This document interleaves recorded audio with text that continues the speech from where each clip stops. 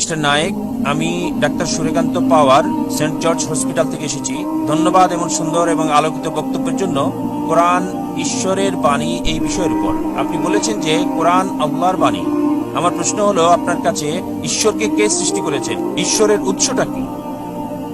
ভাই খুব সুন্দর প্রশ্ন করলেন যে যদি কোরআন ঈশ্বরের বাণী হয় তাহলে ঈশ্বরের স্রষ্টা কে? খুব ভালো প্রশ্ন। যদি আপনাকে জিজ্ঞেস করি যে আপনার বন্ধু জন একটা সন্তান জন্ম দিয়েছে, আপনি কি বলতে পারবেন সন্তানটা ছেলে না মেয়ে? আপনার বন্ধু জন হাসপাতালে একটা সন্তান জন্ম দিয়েছে, সন্তানটা ছেলে নাকি মেয়ে বলতে পারবেন? অনুমান করে বলেন। না, ছেলে না মেয়ে বলতে পারছি না। সরি, অনুমান করতে পারছি না। চেষ্টা করেন। 50% হলো বলেন। হ্যাঁ, 50 ভাগ, অর্ধেক সম্ভাবনা। ঠিক আছে, বলেন। ছেলে। ছেলে।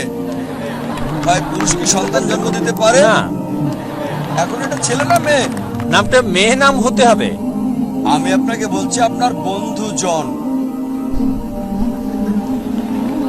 আমি জানি না কোনো মহিলার নাম জন হয় কিনা। না, আমরা বলবো না। আচ্ছা আচ্ছা, ধরেন আপনার বন্ধু, ছেলে বন্ধু, সে হাসপাতালে গিয়ে একটা সন্তান জন্ম দিল। সন্তানটা ছেলে না মেয়ে? মেয়ে।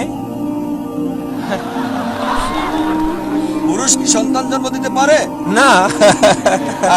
এখন বুঝতে পেরেছেন, পুরুষ সন্তান জন্ম দিতে পারে না, তাহলে ছেলে না মেয়ে প্রশ্নটা আসে কি করে? তাই বলা হয়েছে ঈশ্বরকে কেউ সৃষ্টি করেনি।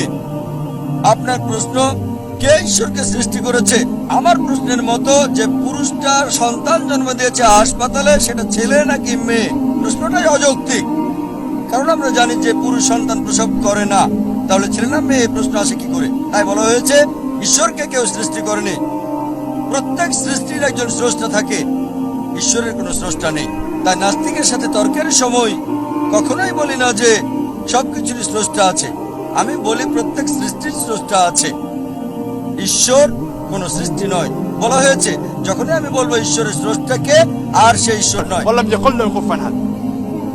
তার সংজ্ঞা হচ্ছে আল্লাহর কোন স্রষ্টা নেই। আশা করি উত্তরটা পেয়েছেন।